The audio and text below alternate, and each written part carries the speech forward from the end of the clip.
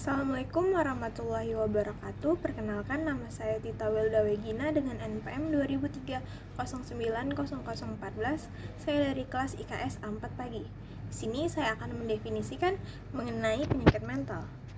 Penjelasan tentang penyakit mental ini memperkenalkan pengertian perilaku penyimpangan atau perilaku yang dianggap abnormal. Apa itu penyakit mental? Mungkin lebih kompleks daripada yang terlihat pada awalnya. Mungkin kita berpikir bahwa penyakit mental adalah penyakit yang mempengaruhi pikiran. Ada benarnya mengatakan bahwa ada beberapa kondisi yang mempengaruhi pikiran yang tampak seperti penyakit.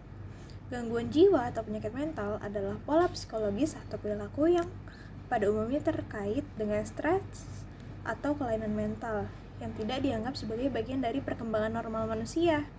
Gangguan tersebut didefinisikan sebagai kombinasi afektif, perilaku, komponen kognitif atau persepsi yang berhubungan dengan fungsi tertentu pada daerah otak atau sistem syaraf yang menjalankan fungsi sosial manusia, kerja, dan individu.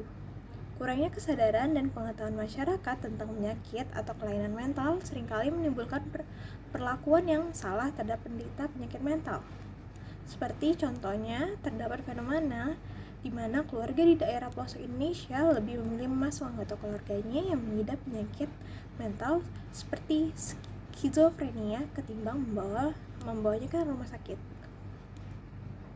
Menurut Golightly 2004 menjelaskan mengenai kelainan, yaitu kategori penyakit mental di bawah model biomedis dan biopsikologis. Penjelasan abnormalitas dapat masuk ke dalam salah satu dari 4 kategori sebagai berikut. Yang pertama ada perilaku yang berbeda dengan normal statistik.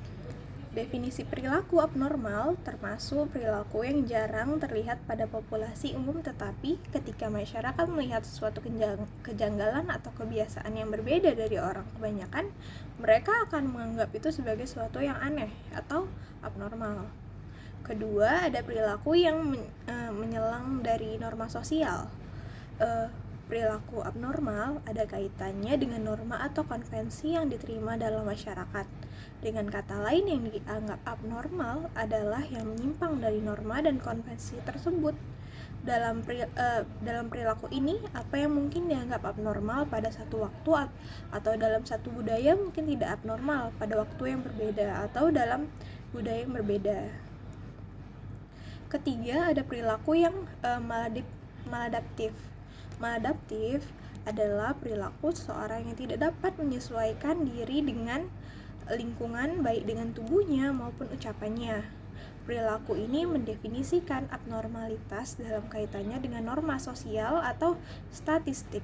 Perilaku dipandang sebagai abnormal jika memiliki efek buruk pada individu atau masyarakat.